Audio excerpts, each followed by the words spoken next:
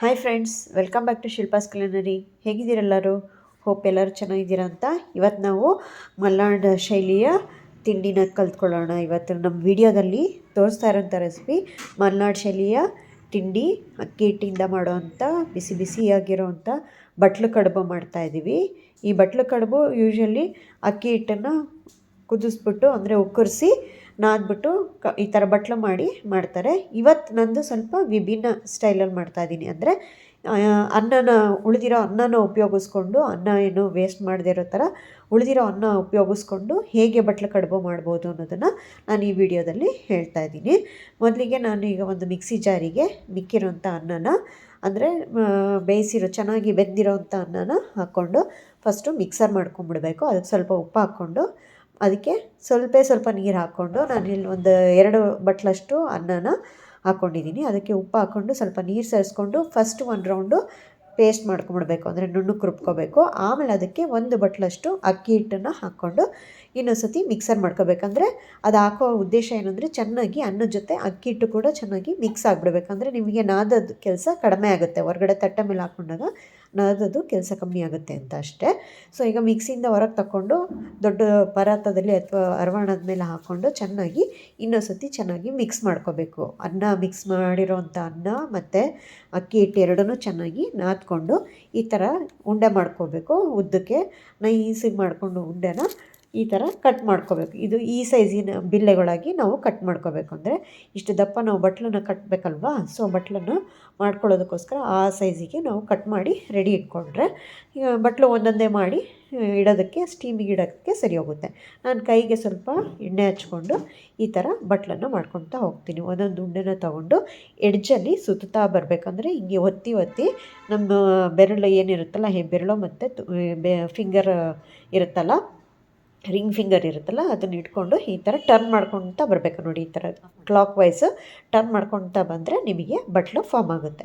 First starting ಕಲಿಯೋರಿಗೆ ಸ್ವಲ್ಪ ಕಷ್ಟ ಆಗುತ್ತೆ. ಅದಕ್ಕೆ ಫಸ್ಟ್ ನೋಡಿ ಈ ಥರ ಉಂಡೆ ಮಾಡಿಕೊಂಡು ಚೆನ್ನಾಗಿ ನೈಸ್ ಮಾಡಿಕೊಂಡು ಇದು ಹೆಬ್ಬೆರಳಿರುತ್ತಲ್ಲ ಅದರಿಂದ ನಾವು ಮಧ್ಯದಲ್ಲಿ ಒಂದು ಗುಂಡಿ ಆಕಾರ ಮಾಡಿ ಆ ಗುಂಡಿ ಆಕಾರದಿಂದ ಸ್ಟಾರ್ಟ್ ಮಾಡಿಕೊಂಡು ಈ ಥರ ಆ್ಯಂಟಿ ಕ್ಲಾಕ್ ವೈಸ್ ಆದರೂ ಸರಿ, ಕ್ಲಾಕ್ ವೈಸ್ ಆದರೂ ಸರಿ ಹೀಗೆ ಸುತ್ತಿಸ್ಕೊಳ್ತಾ ಬಂದರೆ ಅಲ್ಲಿ ಒಂದು ಗುಂಡಿ ಆಗುತ್ತೆ, ಅಂದರೆ ಬಟ್ಲು ಥರ ಫಾರ್ಮ್ ಆಗುತ್ತೆ. ಸೊ ದಟ್ ಎಡ್ಜು ಸ್ವಲ್ಪ ತೆಳ್ಳಗೆ ಬರಬೇಕು, ತುಂಬ ದಪ್ಪ ಇರಬಾರ್ದು. ಯಾಕೆಂದರೆ ನಾವು ಸ್ಟೀಮ್ ಮಾಡ್ಕೊಂಡು ತಿನ್ನೋದು, ಹಾಗಾಗಿ ತುಂಬ ದಪ್ಪನೂ ಇರಬಾರ್ದು. ಕ್ಲೀನಾಗಿ ಮೀಡಿಯಮ್ ಸೈಜ್ ಈ ಸೈಜಿಗೆ ಬಂದರೆ ಎಡ್ಜಸ್ ಎಲ್ಲ ತುಂಬ ಚೆನ್ನಾಗಿರುತ್ತೆ. ಮತ್ತು ಬಟ್ಲಾಕಾರನೂ ಮಾಡ್ಕೋಬೋದು. ಇದು ತುಂಬ ಟ್ರೆಡಿಷ್ನಲ್ ತಿಂಡಿ ಅಂತಲೇ ಹೇಳ್ಬೋದು. ಮಲೆನಾಡು ಸೈಡಲ್ಲೆಲ್ಲ ಅಕ್ಕಿ ಹಿಟ್ಟು ತುಂಬ ಬಳಸ್ತಾರೆ. ಅಕ್ಕಿ ಖಾದ್ಯಗಳೇ ಜಾಸ್ತಿ ಮಾಡೋದಲ್ಲಿ. ಸೊ ಅಲ್ಲಿ ಈ ಥರದ ಕಡುಬುಗಳು ತುಂಬ ಜಾಸ್ತಿ ಮಾಡ್ತಾರೆ. ಅಕ್ಕಿ ತರಿಯಿಂದ ಮಾಡೋ ಕಡುಬು, ಅಕ್ಕಿ ತರಿಯಿಂದ ಮಾಡೋ ಉಪ್ಪಿಟ್ಟು, ಈ ಥರ ಕಡುಬುಗಳು, ಇಡ್ಲಿಗಳು ಎಲ್ಲ ತುಂಬ ಜಾಸ್ತಿ. ಇದಂತೂ ತುಂಬಾ ಅಲ್ಲೆಲ್ಲ ಪಾಪ್ಯುಲರ್ ಆಗಿರೋಂಥ ತಿಂಡಿ ಇದು. ಮತ್ತು ರುಚಿ ತುಂಬ ಚೆನ್ನಾಗಿರುತ್ತೆ ಫ್ರೆಂಡ್ಸ್. ಇದು ಮಳೆಗಾಲದಲ್ಲಂತೂ ಈ ಥರ ಅಕ್ಕಿ ಕಡುಬು ಮಾಡಿಕೊಂಡು ಅಕ್ಕಿ ಹಿಟ್ಟಲ್ಲಿ ಉಕ್ಕರಿಸ್ಕೊಂಡಾರ ಮಾಡ್ಬೋದು, ಇಲ್ಲ ಮಿಕ್ಕಿರೋ ಅನ್ನದಿಂದನಾದರೂ ಮಾಡ್ಬೋದು. ಈ ಥರ ಮಾಡಿಕೊಂಡು ಇದಕ್ಕೆ ನಾವು ಜಾಸ್ತಿ ಕಾಯಿ ಚಟ್ನಿ ಮತ್ತು ಮೆಂತ್ಯ ಚಟ್ನಿ ಎರಡು ಮಾಡ್ತಾರೆ. ಅದಕ್ಕೆ ತುಪ್ಪ ಹಾಕ್ಕೊಂಡು ತಿಂದರೆ ಬಿಸಿ ಬಿಸಿಯಾಗಿರೋ ಕಡುಬು ತುಂಬ ಚೆನ್ನಾಗಿರುತ್ತೆ. ಈ ಚಟ್ನಿ ಇವುಗಳು ಎರಡೂ ಮಾಡಿಕೊಂಡು ತಿಂದರೆ ಮಳೆಗಾಲದಲ್ಲಂತೂ ಈ ಬ್ರೇಕ್ಫಾಸ್ಟಿಗೆ ತುಂಬ ಚೆನ್ನಾಗಿರುತ್ತೆ. ಇದು ಆರೋಗ್ಯಕ್ಕೂ ಕೂಡ ತುಂಬ ಒಳ್ಳೆಯದು.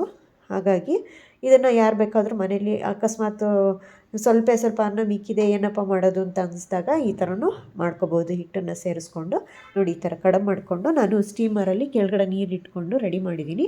ಮೇಲ್ಗಡೆ ಸ್ಟೀಮರ್ ಮೇಲ್ಗಡೆ ಜಸ್ಟ್ ಇದು ಹೆಂಗಿದ್ರೂ ನಾವು ಎಣ್ಣೆ ಕೈಯಿಂದ ಮಾಡಿರೋದ್ರಿಂದ ಬಟ್ಲನ್ನು ನಾವು ಈ ಥರ ಹಾಗೆ ಡೈರೆಕ್ಟಾಗಿ ಇಟ್ಬಿಡ್ಬೋದು. ಸ್ಟೀಮಲ್ಲಿ ನಾನು ಒಂದು 4ರಿಂದ 5 ನಿಮಿಷ ಚೆನ್ನಾಗಿ ಮೀಡಿಯಮ್ ಫ್ಲೇಮಲ್ಲಿ ಸ್ಟೀಮ್ ಮಾಡ್ಕೊಳ್ತೀನಿ. ಪ್ಲೇಟ್ನ ಮುಚ್ಚಿಬಿಟ್ಟು ಒಂದು 4ರಿಂದ 5 ನಿಮಿಷ ಸ್ಟೀಮ್ ಮಾಡ್ಕೊಂಬಿಟ್ಟು ಆಫ್ ಮಾಡಿಬಿಟ್ಟು ಮತ್ತು ಒಂದು 2 ನಿಮಿಷ ಬಿಟ್ಟು ತೆಗೆದಾಗ ಚೆನ್ನಾಗಿ ಬೆಂದಿರುತ್ತೆ. ಇದು ಅಕ್ಕಿ ಹಿಟ್ಟು ಸಾಫ್ಟಾಗಿ ಚೆನ್ನಾಗಿ ಬೆಂದಿರುತ್ತೆ. ಬಟ್ಲು ಸ್ಟಿಫಾಗಿ ಕೂತಿರುತ್ತೆ. ಇಲ್ಲಾಂದರೆ ಬಿರುಕು ಬಿಡ್ಕೊಂಬಿಡುತ್ತೆ. ತುಂಬ ಓವರ್ ಕುಕ್ ಮಾಡಿದ್ರೂ ಅದು ಬಿರುಕು ಬಿಡ್ಕೊಂಬಿಡುತ್ತೆ. ಹಾಗಾಗಿ 3ರಿಂದ 4 ನಿಮಿಷ ಮಾತ್ರ ಸ್ಟೀಮ್ ಮಾಡಿ ಆಫ್ ಮಾಡಿಬಿಟ್ಟು ಆಮೇಲೆ ಒಂದು 2 ನಿಮಿಷ ಬಿಟ್ಟು ತೆಗಿಬೇಕು. ಈಗ ನಾನು ತೆಂಗಿನಕಾಯಿ ಚಟ್ನಿಗೆ ಹೆಚ್ಚಿರೋಂಥ ತೆಂಗಿನಕಾಯಿ, ಹಸಿರು ಮೆಣಸಿನ್ಕಾಯಿ ಸ್ವಲ್ಪ ಎಣ್ಣೆಲಿ ಬಾಡಿಸ್ಕೊಂಡಿರೋದು, ಮತ್ತು 1 ಗೆಡ್ಡೆ ಬೆಳ್ಳುಳ್ಳಿ, ಮತ್ತು 1 ಬಟ್ಲಷ್ಟು ಹುರ್ಗಡ್ಲೆ, ಕೊತ್ತಂಬರಿ ಸೊಪ್ಪು ಇದಿಷ್ಟನ್ನು ಹಾಕಿ ರುಬ್ಕೊಂಡು ಸ್ವಲ್ಪ ನೀರು ಹಾಕಿ ನಾವು ಅರ್ಧ ಈ ಥರ ರುಬ್ಕೊಂಡ ಮೇಲೆ ಲಾಸ್ಟಲ್ಲಿ ಉಪ್ಪು ಹಾಕಬೇಕು. ಮುಂಚೆನೇ ಹಾಕಿಬಿಟ್ರೆ ಕಡಲೆಕಾಯಿ ಎಲ್ಲ ನುಣ್ಣಗಾಗೋದಿಲ್ಲ. ಹಾಗಾಗಿ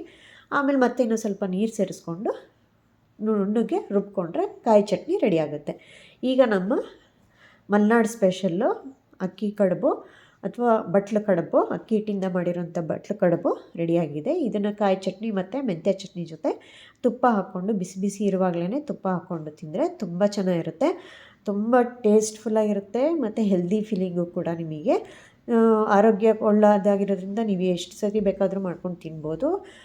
ತುಂಬ ಚೆನ್ನಾಗೂ ಇರುತ್ತೆ. ಎಲ್ಲರೂ ಇಷ್ಟಪಡ್ತಾರೆ ಬೆಳಗ್ಗೆ ಹೊತ್ತು ತಿಂಡಿ ಮಾಡೋದಕ್ಕೂ ಸ್ವಲ್ಪ ಸುಲಭ. ನೀವು ಒಂದು ಸತಿ ಟ್ರೈ ಮಾಡಿ. ಈ ರೆಸಿಪಿ ಇಷ್ಟ ಆಗಿದರೆ ಲೈಕ್ ಮಾಡಿ, ಶೇರ್ ಮಾಡಿ, ಸಬ್ಸ್ಕ್ರೈಬ್ ಮಾಡಿ ಹಾಗೂ ಕಮೆಂಟ್ ಮಾಡೋದನ್ನು ಮಾತ್ರ ಮರಿಬೇಡಿ. ಈ ವಿಡಿಯೋ ನೋಡಿದ್ದಕ್ಕಾಗಿ ತುಂಬ ಥ್ಯಾಂಕ್ಸ್ ಫಾರ್ ವಾಚಿಂಗ್.